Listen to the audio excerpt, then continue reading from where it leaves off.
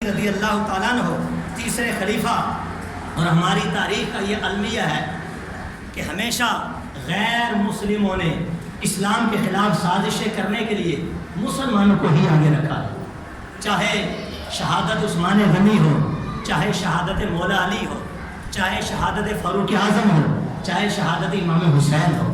میرے لفظوں سے سمجھیے میں کیا کہنا چاہ رہا ہوں کہ اسلام کے اندر کفار نے استعمال مسلمانوں کا کیا اور بڑے بڑے مار کے کروائے، بڑے بڑے المناک واقعے ہمارے سامنے آتے ہیں۔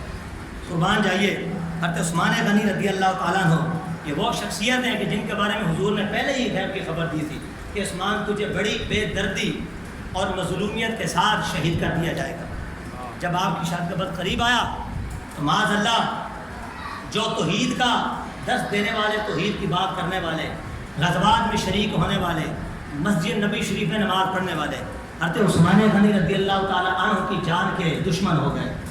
آپ میرے رسول پر کھڑے تھے، آپ کو خطبہ گلے سے نیچے اتار دیا۔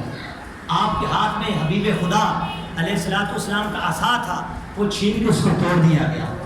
آپ کو مسجد میں جماعت کے ساتھ نماز پڑھنے پہ پابندی لگا دی، یہاں تک کہ آپ کے گھر کا حصار کر دیا گیا۔ میں ان لوگوں کو خاص طور پہ متوجہ ہو کے کہتا ہوں، حضرت امام حسین رضی اللہ تعالیٰ عنہ جن کی شہادت کو شہادت عظمیٰ کا نام دیا جاتا ہے، جو ہماری آنکھوں کی ٹھنڈک اور ہمارے ایمان کا قبلہ ہے، اس میں کوئی شک نہیں کہ بغیر حسین کی محبت کے رب کی جنت حاصل نہیں ہو سکتی۔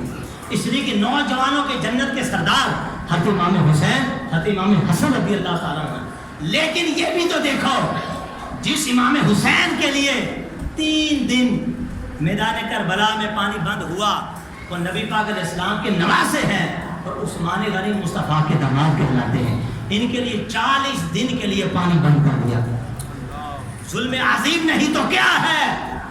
وہ بئر رماح کہ جس کو خرید کر عثمان غنی نے مسلمانوں پہ تصدق کیا اور جس کی وجہ سے مصطفیٰ نے جنت کی بشارت دی، آج وہ عثمان اس کنویں سے پانی بھی نہیں پی سکتا۔ ظلم کی انتہا کر دی ظالموں نے۔